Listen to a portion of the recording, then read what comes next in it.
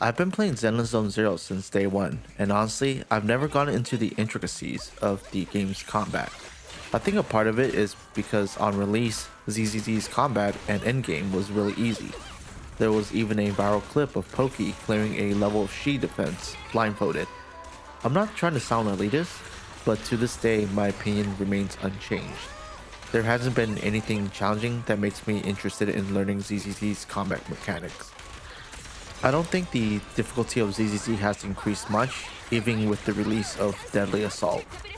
To give context on my account roster, most of my 5 stars are M0 except for Grayson, Ella, and Joe, which are M1.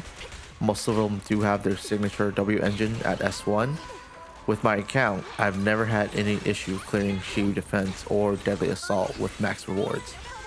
I've never had to watch or read a guide on how to play a specific character. I've learned to play the character from the in-game tutorial when the character is on banner, and that tutorial will not let you finish unless you play the character how it wants you to play. Although I have used external resources like Pridewind for building characters because the in-game build recommendations are usually not available for new characters on their launch. Sometimes I use Pridewind for team building, but most of the times I pick 3 characters that I think will do well together, and if there's a happy face under all 3 characters' profile, it's good to go for me. And I don't know if it's just me, but I still don't understand how an anomaly character does more damage than an attack character. Personally, I was close to quitting ZZZ before patch 1.4, but what kept me playing were the events and minigames. They were incredibly fun. Sorry if I went off a little tangent there. The purpose of this video is not to shit on ZZZ's combat, it's quite the opposite. I will, however, complain about the ZZZ story, but that's gonna be in another video. ZZZ's combat after 1.4 felt great to play. Aside from changing the team's shared ultimate to each character has their own ultimate bar, I don't know what else they've changed in the combat, but it amazes me how much better the combat felt by just giving each character their own ultimate bar. What I like about Zenless Zone Zero's combat is it's easy to pick up and it's very casual friendly. It feels smooth, fast paced, and visually appealing. The parry system is like a reaction test, and when you successfully parry an attack, it feels rewarding and the sound makes it feel impactful. It's an endorphin producing game. I'm sure there's proper rotations out there, but I haven't looked into it yet. Currently, ZZZ's combat feels very free-flowing compared to Wuthering Waves. Although that might change one day when I feel the need to learn, proper rotations in ZZZ. I'm a fan of their combat UI because it displays all the inactive characters' resources, something I wish Wua would just yoink and twist. One thing I don't like about ZZZ's combat is how you swap characters. I like the character swap selection to be static, like if Miyabi is on slot 1, Yanagi's on slot 2, and Astra's on slot 3, if I hit 1 on the keyboard, it should always be Miyabi, not the previous character or next character. That just kinda causes confusion, and it took me a while to get used to that.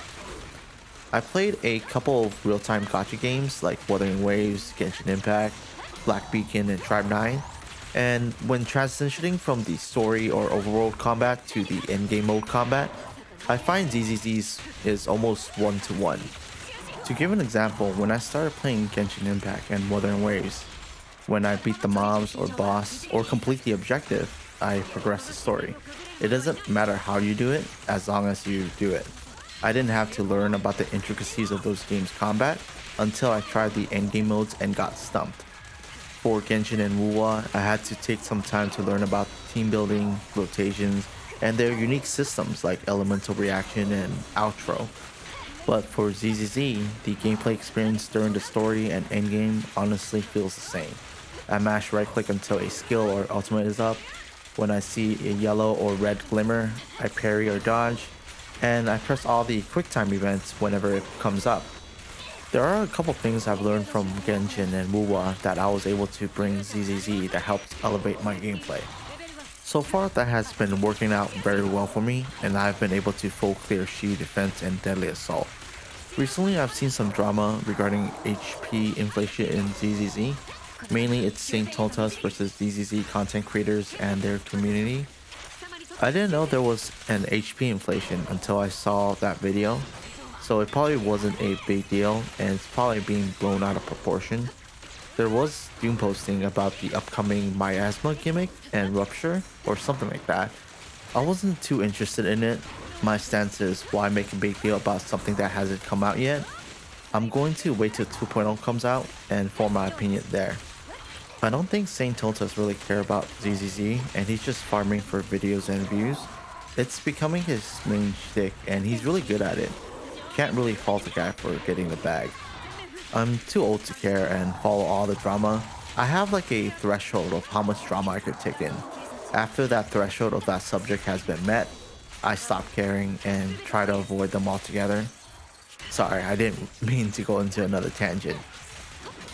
Anyways, to wrap up this video, Zenless Zero is a fun, easy, and relaxing game, and until the endgame gets hard enough, I don't feel like the need to learn about its combat or its mechanics.